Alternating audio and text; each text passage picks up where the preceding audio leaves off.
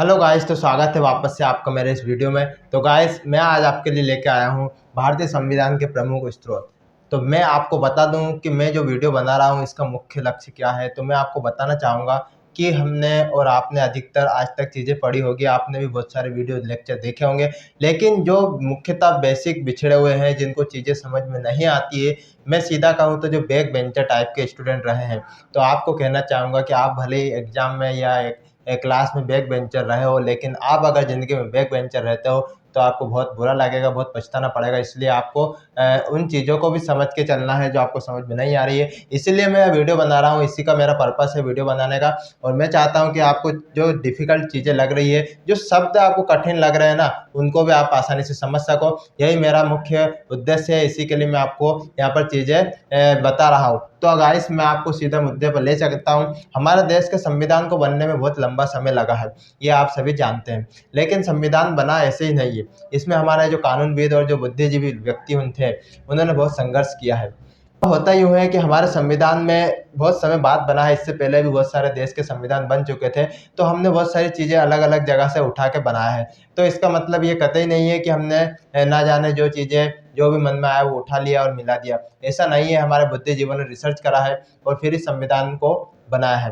तो आज मैं आपको बताऊंगा कि संविधान के प्रमुख सोर्स कौन कौन से थे, कहाँ से मुख्य मुख्य चीज़ें हमारे देश के संविधान में उठी है। तो आपको सबसे पहले बता दूं कि आपको ये चीज़ें याद कैसे करना है। तो देखिए, इसको आपको ऐसे ही लिखना है जैसे मैंने लिख रखा है। भारत शासन अधिनियम 1935 आपको ऐसा लिख लेना है और ये पॉइंट में डाल के आपको लिखना है। आपको देखो 4-5 पॉइंट मात्र यहाँ पे दिख रहे हैं, जबकि इसमें बहुत सारे पॉइंट है, लेकिन ये मेन पॉइंट है जो कि एग्जाम पॉइंट ऑफ व्यू से इंपॉर्टेंट है और ये एग्जाम में अधिकतर आते रहते हैं। इस तरह से याद करना होगा, इससे आपको चीज़ें आसानी हो जाएगी। अब मैं आपको बताता हूँ कि संविधान में पॉलिटी में कुछ शब्द ऐसे हैं जो बच्चों को याद रह नहीं पाते, जो स्टूडेंट के दिमाग में नहीं रहते हैं कि भाई इसका मतलब होता क्या है। तो मैं आपको उन्हीं शब्दों को आसानी से समझाने की कोशिश करूंगा कि इनका अर्थ होता क्या है, जिससे आपको शब्द भी समझ में आए और उससे रिलेटेड आगे चीज़ें भी समझ में आए। तो हम चलते हैं भारत शासन अधिनियम 1935 से हमारे देश में क्या क्या लिया गया। सबसे पहले इसको बता रहा हूँ क्योंकि इससे अधिकांश चीज़ें हमारे देश के संविधान में ली गई है। तो सबसे पहले हम देखते हैं भारत शासन अधिनियम। इससे लगभग 250 आर्टिकल हमारे देश के संविधान में लिए गए हैं। जैसे कि आपको पता है कि हमारे संविधान में 395 आर्टिकल है। 395 आर्टिकल में से 250 आर्टिकल लगभग इसी में से लिए हैं। सोच सकते हैं कि कितनी बड़ी इंपॉर्टेंस भारत शासन अधिनियम 1935 की रही है। अब इसके बाद में क्या क्या लिया है, जो मुख्य पॉइंट है वो 5 है, तो आपको इस तरह से लिख लेना है। पहला आता है संघीय तंत्र। संघीय तंत्र क्या होता है? संघीय शब्द आपको पॉलिटी में बहुत बार सुनने को मिलेगा। तो संघीय तंत्र क्या होता है, तो मैं आपको समझा देता हूँ। संघीय तंत्र वो है जिसमें दो प्रकार की सरकारें हो, यानी कि केंद्र और राज्य। केंद्र और राज्य लेवल की सरकार जहाँ होती है, तो आपको समझ लेना संघीय तंत्र है। तो आप समझ लेना कि संघीय की जब बात की जाए, संघीय तंत्र या संघीय सरकार की, तो उसका मतलब है केंद्र सरकार और राज्य सरकार। उसके बाद में आता है राज्यपाल का कार्यालय। देखो, राज्यपाल का कार्यालय में क्या है, जैसे कि आप सभी जानते हैं कि हमारा देश आज़ाद नहीं हुआ, उससे पहले हमारे देश में गवर्नर शासन था। गवर्नर शासन क्यों था? क्योंकि ब्रिटिश का आधिपत्य हमारे देश पे था और भारत ही नहीं, विश्व के अधिकांश हिस्सों पर ब्रिटेन ने शासन किया है। ब्रिटेन ने शासन किया है तो उनका एक आदमी यानी कि उनका एक ऑफिसर उस देश में आधिपत्य करता था, वहाँ का नियम कानून चलाता था और वो गवर्नर जनरल वगैरह बनते थे। तो गवर्नर राज्यपाल को ही बोलते हैं। तो वही चीज़ है, राज्यपाल का कार्यालय भी हमने 1935 के एक्ट से उठा लिया हूबहू, क्योंकि उस समय भी ये चीज़ें चल रही थी, गवर्नर का शासन होता था। गवर्नर बेसिकली होता तो राज्यपाल के नाम से है, यानी कि राज्य के लिए, लेकिन इसको जो नियुक्त किया जाता है वो राष्ट्रपति द्वारा किया जाता है। तो ये आपको ध्यान रखना है। उसके बाद में आता है न्यायपालिका। अब देखो, न्यायपालिका क्या है, न्यायपालिका का सिस्टम क्यों उठाया। तो मैं आपको बता दूं कि 1784 में जब एलिजा एम्फे को हमारे यहाँ पे कोलकाता में न्यायालय की स्थापना की गई थी, जब उसका न्यायाधीश यानी कि जज बनाया गया था, तो उस समय से न्यायपालिका ब्रिटिशों ने हमारे देश में स्टेब्लिश्ड कर दी थी। तो उसी न्यायपालिका को आगे बढ़ाया गया और 1935 के एक्ट में उसको स्थिरता दी गई। पूरे देश के लिए एक न्यायालय की स्थापना की गई, जिसको आगे जाकर हमने क्या बना लिया, सुप्रीम कोर्ट बना लिया। तो न्यायपालिका भी हमने 1935 के एक्ट से ली है। उसके बाद में आता है यूपीएससी। यूपीएससी जो है, यूपीएससी हमने यहाँ से लिया। जैसे कि आपको पता हो तो लॉर्ड कॉर्नवालिस जो है, जिसको सिविल सेवा का जनक कहा जाता है, सिविल सेवा का जनक होने के नाते यूपीएससी ने अपने देश में चलाया। यूपीएससी क्या होता है? यूनियन पब्लिक सर्विस कमीशन, यानी कि संघ लोक सेवा आयोग। संघ लोक सेवा आयोग में क्या होता है? जो सरकार का राजनीतिकरण से दूर प्रशासनिक एक अधिकारी होता है जो उसको जिले को संभालता है, वो होती है यूपीएससी का अधिकारी। तो यूपीएससी एक आयोग बनाया जो कि स्वतंत्र बॉडी थी, उसको हमने संविधान में भारत शासन अधिनियम 1935 से उठाया था। सबसे पहले मैं आपको बता दूं कि 1864 में हमारे देश के जो रविन्द्रनाथ टैगोर के भाई थे, सत्येंद्रनाथ टैगोर, उन्होंने सिविल सेवा पास की थी लंदन में जाकर, तो तभी से हमारे यहाँ पर यूपीएससी चल रहा है। उसके बाद में 1 अप्रैल 1937 को हमारे देश में फेडरल कमीशन बनाया गया था। यूपीएससी बाद में नाम किया गया है, इससे पहले इसका नाम था फेडरल कमीशन इंडिया, तो वो बनाया गया था फेडरल कमीशन। उसके बाद में इसको धीरे धीरे चेंज करके हमने संविधान में यूपीएससी नाम ऐड कर दिया, जो कि किसी जिले को या किसी प्रशासन को संभालने के लिए आवश्यक है, तो इसलिए यूपीएससी भी हमने सीधा 1935 से उठाया है। उसके बाद में आपातकालीन उपबंध में आपको बता ही चुका हूँ, 352, 360 और 356 आर्टिकल जो है, जिसमें आपातकालीन परिस्थिति से निपटने के लिए चीज़ें बनाई गई है, लिखी गई है, तो वो आपातकालीन उपबंध भी हमने यहीं से लिया है। तो आपको याद रखने के लिए क्या करना है? आपको लिखना है ऐसे, भारत शासन अधिनियम 1935 हमने क्या क्या लिया है? एक लिया है संघीय तंत्र, दूसरा लिया है राज्यपाल का कार्यालय, तीसरा हमने वहाँ से क्या लिया है? न्यायपालिका, चौथा हमने लिया है संघ लोक सेवा आयोग, पांचवा हमने लिया आपातकालीन उपबंध। तो गाइस आपको इस तरह से बार बार इसको लिख लेना है और इस तरह से उंगलियों पर याद करने की कोशिश करना है, जिससे आपको चीज़ें आसानी से याद हो जाएगी। अब हम बात कर रहे हैं ब्रिटेन के संविधान से। ब्रिटेन के संविधान से हमारे देश के संविधान में क्या क्या लिया गया है, उसके बारे में अब हम बात करने वाले हैं। ब्रिटेन के संविधान से हमने ये 6 पॉइंट लिए हैं। इसमें आप एक पॉइंट और लिख सकते हैं, 7वां नंबर का, CAG, कंट्रोलर ऑडिटर जनरल, जो भी हमने ब्रिटेन के संविधान से लिया है। कुछ लोग 1935 से भी बताते हैं और कुछ ब्रिटेन के संविधान से भी बताते हैं, तो मैं उसको क्लियर कर दूंगा आपको अभी। तो सबसे पहले बात आती है संसदीय शासन व्यवस्था। संसदीय शासन क्या होता है? आपने संसदीय शब्द बहुत बार सुना होगा, लेकिन संसदीय होता क्या है? तो संसदीय का सीधा सा मतलब होता है जो सरकार चुनाव जीत कर आती है, जिसको भारी बहुमत मिलता है, और वही सरकार पार्टी बनाएगी और वही सरकार शासन करेगी। यह बात होती है सीधी संसदीय शासन व्यवस्था में, संसदीय शासन में। समझ गए आप? संसदीय शासन क्या होता है कि जो सरकार चुनाव जीत कर आती है संसद में, लोकसभा में, वही सरकार बनाएगी और वही आगे शासन चलाएगी। यह होता है संसदीय शासन। दूसरा होता है विधि का शासन। विधि का शासन क्या होता है? विधि यानी होता है विधान, यानी कि नियम। क्या होता है? नियम। नियम यानी कि संविधान, कानून। विधि का शासन मतलब हमारे देश ने ये चीज़ ली है ब्रिटेन से कि वहाँ पर संविधान सर्वोपरि है, यानी कि जो संविधान में चीज़ें लिखी है वो सर्वोपरि है। और उसका संरक्षक कौन है? उसका संरक्षक है सुप्रीम कोर्ट, उच्चतम न्यायालय। संविधान का संरक्षक है, विधि का शासन का संरक्षक। तो हमने ये चीज़ें भी ब्रिटेन से ली है कि भाई विधि के शासक को चलाने के लिए शासन होना चाहिए, यानी कि संविधान के अनुसार शासन चलना चाहिए। ये चीज़ें हमने वहाँ से ली है। उसके बाद में आता है विधायी प्रक्रिया। विधायी प्रक्रिया क्या होती है?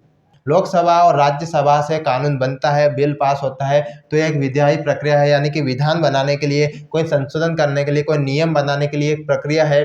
जो हमने विधायी प्रक्रिया है वो संविधान ब्रिटेन से ली है, क्योंकि उससे इस्टेब्लिश होता है, कोई अपने मन मर्जी से कानून नहीं बना सकता है। तो विधायी प्रक्रिया का मतलब यही होता है कि कानून किस तरह से बनेगा। मैंने जैसे पिछले वीडियो में बताया था कि संविधान में किस तरह से कानून बनते हैं, तो उसी की प्रक्रिया हमने विधायी प्रक्रिया ली है कि कानून किस तरह से बनेगा, उस प्रक्रिया को बोलते हैं विधायी प्रक्रिया। तो ये भी ब्रिटेन से लिए। फिर आती है एकल नागरिकता। एकल नागरिकता में क्या होता है? जिस प्रकार 2 नागरिकता होती है, एक होती है राज्य लेवल की, एक होती है केंद्र लेवल की। हमारे देश में ये चीज़ नहीं है, तो आपने सुना भी नहीं होगा, लेकिन अमेरिका जैसे देशों में आपको ये देखने को मिलेगा। तो एकल नागरिकता में यह है कि भारत के आप किसी भी राज्य में रह रहे हो, आपके पास सिर्फ सिंगल नागरिकता रहेगी, वह है भारतीयता, यानी कि आप इंडियन हो, भारतीय हो, या नागरिकता रहेगी। उसके बाद में आता है मंत्रिमंडल प्रणाली।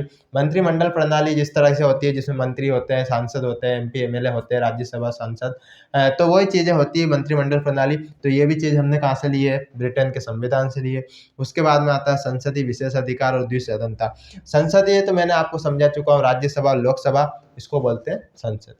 संसद में बैठने वाले सांसदों को अपने आप में कुछ विशेष अधिकार दिए गए हैं, जिस कारण से वो देश में नए-नए कानून बना सके, कुछ नियम बनाए जा सके जिससे उनको अड़चनें ना आए और देश अच्छे रूप से सुचारू रूप से चल सके। इसलिए उनको कुछ विशेष अधिकार दिए गए हैं। आने वाले समय में जब इनके बारे में पढ़ेंगे तो डिटेल में आपको समझाया जाएगा। संसदीय विशेष अधिकार है जो कि आर्टिकल 105 में आपको देखने को मिल सकते हैं, वहाँ पे इसके बारे में जिक्र किया गया है। उसके बाद में आता है केग। केग क्या है कि 1935 के अधिनियम से है। केग वैसे 1858 से चला आ रहा है। कंट्रोलर ऑडिटर जनरल यानी कि नियंत्रक और महालेखा परीक्षक, एक तरह से नियंत्रक होता है जो लेखा जोखा का कार्य होता है, जिसके नाम से क्लियर हो रहा है। तो जो नियंत्रक है यानी कि लेखा जोखा का जो कार्य है उसकी देख रेख के लिए एक संविधानिक के तौर पर एक अधिकारी की आवश्यकता होती है। उसी लिए केग का निर्माण किया गया ताकि देश में भ्रष्टाचारी ना हो, तो केग उसी के लिए बनाया। तो ब्रिटेन के संविधान से मुख्यतः इसे लिया गया है क्योंकि ब्रिटेन में ये चीज़ें प्रचलित में थी। तो ब्रिटेन के संविधान से हमने क्या क्या चीज़ें ली है आप इसको पॉइंट टू करके लिख सकते हैं, देख सकते हैं। पहले संसदीय शासन, दूसरा विधि का शासन, तीसरा विधायी प्रक्रिया, चौथा एकल नागरिकता, पांचवा मंत्रिमंडल प्रणाली, छठा संसदीय विशेष अधिकार और द्विसदन। द्विसदन में वही राज्यसभा और लोकसभा द्विसदन आते हैं अलग अलग, वही द्विसदन है। और सातवां है केग यानी कि कंट्रोलर ऑडिटर जनरल या फिर नियंत्रक और महालेखा परीक्षक। तो गाइस अब हम बात करेंगे कि हमने यूएसए के संविधान से क्या क्या चीज़ें ली है। तो उसमें हमको देखना है कि यूएसए के संविधान से क्या क्या चीज़ यानी कि अमेरिका के संविधान से क्या क्या चीज़ ली है, जो कि आज से लगभग 234 वर्ष पहले 1789 में बन चुका था। तो उससे हमने चीज़ें अधिग्रहण की।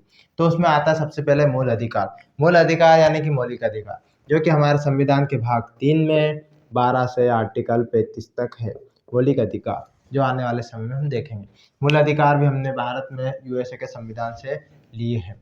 उसके बाद में आता है न्यायपालिका स्वतंत्रता। न्यायपालिका यानी कि सुप्रीम कोर्ट, हाई कोर्ट, जो भी न्यायिक प्रणाली है वो। जैसे कि आपको पता है कि हमारे देश में न्यायपालिका स्वतंत्र है, यानी कि उसमें विधानसभा, लोकसभा, राज्यसभा या राजनीतिकरण नहीं है, वह अपने आप में स्वतंत्र है। तो ये चीज़ भी हमने यूएसए के संविधान से ली है क्योंकि वहाँ की न्यायपालिका अपने आप में पूरी फ्रीडम है। उसके बाद में आता है न्यायिक पुनरावलोकन। न्यायिक पुनरावलोकन में क्या है, जो अगर मान लो कोई विधेयक या कोई कानून बनता है, उसमें अगर कोई गलत चीज़ें हैं, कोई त्रुटि है, तो उसको अधिकार है न्यायपालिका को, सुप्रीम कोर्ट को उसकी जांच कर सकता है। किसी भी विधानसभा या राज्यसभा या लोकसभा द्वारा, संसद द्वारा बनाए गए कानून की जांच करने के लिए जो सिस्टम है सुप्रीम कोर्ट के द्वारा, उसको बोलते हैं न्यायिक पुनरावलोकन। पुनः अवलोकन करना वो किसका अधिकार है? सुप्रीम कोर्ट को, जो कि आर्टिकल 32 के तहत और आर्टिकल 136 के तहत ये काम सुप्रीम कोर्ट कर सकता है। यह बात लिखी है संविधान में, ये चीज़ हमने ली है यूएसए के संविधान से। उसके बाद में आता है उपराष्ट्रपति का पद। उपराष्ट्रपति हमारे देश में राज्यसभा का पदेन सभापति होता है और जो राष्ट्रपति की अनुपस्थिति में राष्ट्रपति की तरह कार्य करता है। ये चीज़ें हमने कहाँ से ली है? यूएसए के संविधान से, क्योंकि उपराष्ट्रपति का पद हर देश में नहीं है, ये हमारे देश में हमने इस चीज़ को भी अपनाया है। तो ये लिया है हमने यूएसए के संविधान से। उसके बाद में आता है सुप्रीम कोर्ट और हाई कोर्ट के जज को हटाना। जिस तरह से राष्ट्रपति को हटाने के लिए महाभियोग होता है, उसी तरह से सुप्रीम कोर्ट और हाई कोर्ट के जज को हटाने के लिए भी एक प्रोसेस होती है। उस प्रोसेस को भी हमने कहाँ से लिया है? तो यूएसए के संविधान से ये चीज़ को हमने अधिग्रहित की है। उसके बाद में आता है राष्ट्रपति पर महाभियोग। राष्ट्रपति पर महाभियोग आर्टिकल 61 के तहत होता है, जिसमें यह होता है कि राष्ट्रपति को किस तरह से हटाया जाए। अब देश के इतने बड़ा पद है राष्ट्रपति, जो कि भारत का प्रथम नागरिक होता है। अब इसको तो ऐसा तो है नहीं कि भाई कोई भी बोले और हटा दो कि राष्ट्रपति को हटाओ दूसरा लाओ, ऐसा नहीं होता। तो राष्ट्रपति को हटाने के लिए महाभियोग की प्रक्रिया होती है, जिसमें किस तरह से वोटिंग होती है और क्या क्या प्रणाली प्रक्रिया, कितना टाइम का टेन्योर होता है, वो सभी चीज़ें होती है। तो राष्ट्रपति का महाभियोग होता है, जिससे राष्ट्रपति को अपने पद से हटाया जाता है। याद रखना है, मात्र 6 पॉइंट यूएसए के संविधान से याद रखना है। एक आता है मूल अधिकार, उसके बाद में न्यायपालिका की स्वतंत्रता, फिर न्याय से संबंधित। देखो मूल अधिकार भी न्याय से संबंधित है। आपको मूल अधिकार का हनन होता है तो आप सुप्रीम कोर्ट यानी न्याय के लिए जाते हो। न्यायपालिका की स्वतंत्रता, ये भी न्याय से संबंधित है। न्यायिक पुनरावलोकन, ये भी न्याय से संबंधित है। उसके बाद में उपराष्ट्रपति का पद, उपराष्ट्रपति का पद और राष्ट्रपति का महाभियोग, ये दोनों हिस्सा है। और हाई कोर्ट, सुप्रीम कोर्ट भी, ये भी न्याय से संबंधित है। तो इसको हटाना की प्रक्रिया तो आपको याद रखना है 6 पॉइंट, जो कि यूएसए के संविधान से हमने। आयरलैंड के संविधान से हमने क्या क्या चीज़ ली वो हम देखते हैं। आयरलैंड का संविधान हमने लिया राष्ट्रपति का निर्वाचन। राष्ट्रपति का निर्वाचन जो कि आर्टिकल 55 में है। आर्टिकल 55 में राष्ट्रपति के निर्वाचन की जो पद्धति है हमने वह चीज़ ली है, ना कि राष्ट्रपति का पद और ना ही महाभियोग। महाभियोग हमने यूएसए से लिया था। और राष्ट्रपति के निर्वाचन की प्रोसेस क्या है, किस तरह से उसको निर्वाचित करना है, तो वह हमने आर्टिकल 55 के तहत आयरलैंड के संविधान से लिया है। दूसरी चीज़ जो सबसे इम्पोर्टेंट है वो है नीति निर्देशक तत्व। जो कि राज्य को बनाते समय, किसी भी कानून को बनाते समय राज्य को विशेष ध्यान रखना चाहिए कि निर्देशक तत्व क्या है, उसमें सभी चीज़ें लिखी है। तो वो हमने कहाँ से ली है? आयरलैंड से लिए है। और हमारे देश के संविधान में भाग 4 में आर्टिकल 36 से लेकर 51 तक निर्देशक तत्व दिए गए हैं। हमारे देश में राज्यसभा में कुछ लोगों को नामांकित किया जाता है जो स्पोर्ट्स, खेल से हो या किसी कला से, किसी साहित्य से, लिटरेचर से होते हैं, उनके लिए भी सीटें नामांकित की जाती है, उनको डायरेक्टली दिया जाता है। चीज़ें हमने कहाँ से ली? आयरलैंड के संविधान से। राज्यसभा के लिए सदस्यों का नामांकन प्रक्रिया भी हमने आयरलैंड के संविधान से ली है। तो आयरलैंड का संविधान से तो सीधा है 3 चीज़ें: राष्ट्रपति के निर्वाचन की पद्धति, नीति निर्देशक तत्व, राज्यसभा के लिए सदस्यों का नामांकन। तो गाइस, अब हम बात करेंगे कनाडा के संविधान के बारे में। कनाडा के संविधान से हमारे संविधान में क्या क्या चीज़ें ली गई है, तो अब हम उनको देखते हैं। कनाडा के संविधान से प्रथमतः आती है सशक्त केंद्र के साथ संघीय व्यवस्था। सशक्त केंद्र के साथ संघीय व्यवस्था का अर्थ ये होता है कि हमारे देश के संविधान में जो केंद्र सरकार है, जो ऊपर राष्ट्रपति और प्रधानमंत्री शासन है, वो मुख्यतः रहेगा, उसका नियम और शासन सर्वोपरि रहेगा, उच्चतम न्यायालय के समान ही। हमारे देश में जो शासन प्रणाली की मुख्य बागडोर है, वो किसके हाथ में रहेगी? तो केंद्र के हाथ में रहेगी। तो और संघीय व्यवस्था यानी कि राज्य में भी सरकार का नियम रहेगा। ऐसा नहीं है कि संघी संघी है, या ऐसा भी नहीं है कि भैया एक ही केंद्र सरकारी शासन पूरे देश में करेगी, ऐसा नहीं है। सशक्त केंद्र के साथ संघीय व्यवस्था, राज्यों में भी सरकारें होगी लेकिन केंद्र की सरकार प्रमुख होगी। तो हमने कनाडा से लिया सशक्त केंद्र। देखो, केंद्र से कनाडा आप याद रख सकते हो। अवशिष्ट शक्तियों का केंद्र में निहित होता, यहाँ भी केंद्र आ रहा है, यहाँ पे भी केंद्र की मुख्यता है, यहाँ भी केंद्र की मुख्यता है, और यहाँ भी केंद्र है। तो केंद्र से आप कनाडा याद रख सकते हो, बहुत सरल ट्रिक है। तो कनाडा से हमने अवशिष्ट शक्तियों का केंद्र में निहित। अवशिष्ट मतलब बची हुई। इसके बाद में अवशिष्ट शक्तियाँ कौन सी होती है? वो शक्तियाँ होती है जैसे होती है परमाणु, परमाणु शक्ति है, परमाणु की व्यवस्था है, या रक्षा का डिपार्टमेंट जो है, और उसके बाद में ऊर्जा का जो काम है, या फिर इलेक्ट्रॉनिक का काम है, ये अवशिष्ट शक्तियाँ है। इसका परिपालन, इसका जो नियम पद्धति है, कौन के हाथ में है? बागडोर वो केंद्र के हाथ में। ये भी हमारा संविधान कहता है कि अवशिष्ट शक्तियाँ केंद्र में होगी निहित, उस पर राज्य का कोई अधिकार नहीं होगा। ये कहाँ से लिया गया है? कनाडा के संविधान से लिया गया। उसके बाद में तीसरे नंबर पर आता है केंद्र द्वारा राज्यपाल की नियुक्ति। केंद्र द्वारा राज्यपाल यानी कि प्रेसिडेंट द्वारा राज्यपाल की नियुक्ति होती है, ये मैंने आपको अभी बताया था। तो आर्टिकल 155 के तहत केंद्र द्वारा राज्यपाल की नियुक्ति की जाएगी। यह चीज़ भी हमने कहाँ से ली? कनाडा से। तो कनाडा से आपको याद रखना है, कनाडा केंद्र संघीय व्यवस्था, कनाडा केंद्र अवशिष्ट शक्तियों का केंद्र में निहित, और कनाडा से केंद्र द्वारा राज्यपाल की नियुक्ति है। तो तीनों चीज़ें आपको कनाडा से याद रखना है। ऑस्ट्रेलिया के संविधान से हमने क्या क्या चीज़ें ली है? ऑस्ट्रेलिया के संविधान से हमने 3 चीज़ मुख्यतः ली है। उसमें आता है समवर्ती सूची।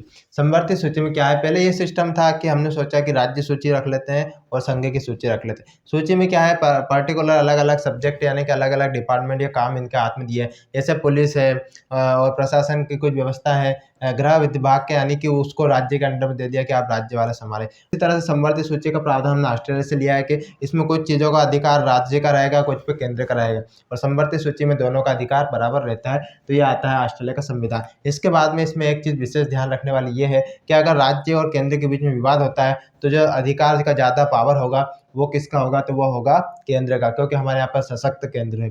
उसके बाद में दूसरा आता है संयुक्त अधिवेशन। संयुक्त अधिवेशन क्या होता है? आर्टिकल 108 के तहत संयुक्त अधिवेशन का प्रचलन हमारे देश में रखा गया है, जो कि ऑस्ट्रेलिया से हमने लिया है। तो ये आपको याद रखना है। जब क्या होता है कि अगर दोनों सदनों द्वारा किसी बात पर विवाद छिड़ जाता है, तो वहाँ पर प्रेसिडेंट संयुक्त अधिवेशन को बुला सकते हैं, और उसके साथ में जो इसकी अध्यक्षता करते हैं वो करते हैं लोकसभा के स्पीकर यानी कि सभापति यानी कि अध्यक्ष। तो विशेष ध्यान रखना है, संयुक्त अधिवेशन बुलाते कौन है?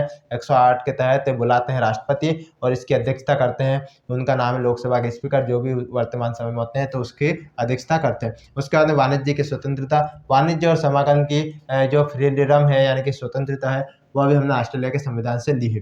तो 3 चीज़ें आपको याद रखना है, एक तो समवर्ती सूची, संयुक्त अधिवेशन और वाणिज्य की स्वतंत्रता। इसमें संयुक्त अधिवेशन बहुत ज़्यादा इंपॉर्टेंट है। तो हम आगे चलते हैं और अब बात करते हैं जो बचे हुए देश उनके बारे में।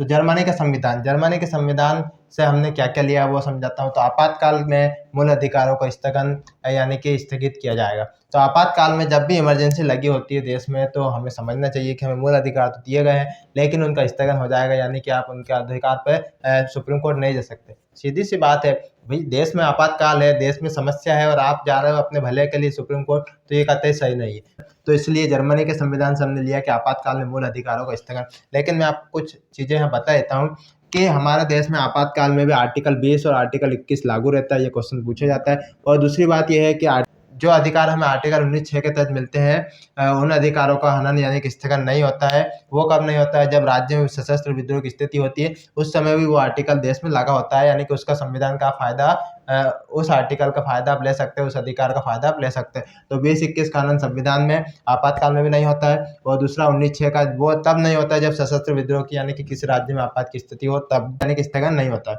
उसके बाद में आता है रूस। रूस से हमने सिर्फ मेन चीज़ जो है वो है मौलिक कर्तव्य लिया है, क्योंकि मौलिक अधिकार तो हमने ले लिए थे पहले। किससे लिए थे?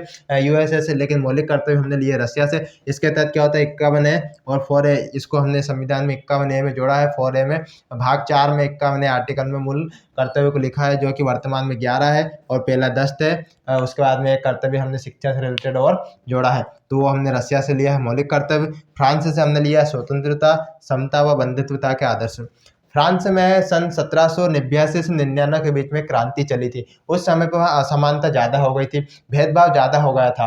वहाँ के वर्गों 2 वर्गों में वहाँ पे बँट गए थे। उसी क्रांति से प्रेरित होकर हमने ये चीज़ें ली, स्वतंत्रता, समता व बंधुता के आदर्श फ्रांस की क्रांति से हमने लिए हैं। उसके बाद में दक्षिण अफ्रीका आता है। दक्षिण अफ्रीका से हमने बहुत इंपॉर्टेंट जो चीज़ ली है वो है संविधान में संशोधन, क्योंकि संविधान संशोधन करने की प्रक्रिया नहीं होगी तो संविधान जटिल हो जाएगा और चीज़ें सब बेकार हो जाएगी। तो ये हमने लिया है आर्टिकल 368 भाग 20 के तहत, जो हमारे संविधान में वर्णित है, ये लिया है दक्षिण अफ्रीका के संविधान से। इन तरह से हमने प्रमुख स्रोतों को मिलाकर हमारे देश का संविधान निर्मित किया है, जो कि बहुत ही महत्वपूर्ण विषय है और अलग-अलग जगह से निर्मित किए हैं, जो कि हमारे देश को सुचारू रूप से चलाने के लिए अति आवश्यक चीज़ें थी। तो गाइस, आपको मैंने बहुत सरल तरीके से चीज़ें समझाने की कोशिश की है और इस तरह से समझाने की कोशिश की है जब आपको डिफ़िकल्ट ना लगे और हर चीज़ आपको अच्छे से याद हो सके। तो आपको अगर वीडियो अच्छा लगा हो तो आप वीडियो को लाइक कर सकते हैं, चैनल को सब्सक्राइब जरूर कीजिएगा और अपने दोस्तों, भाइयों, बहनों को जो भी पढ़ाई कर रहे हैं उनको ज़रूर शेयर कीजिएगा।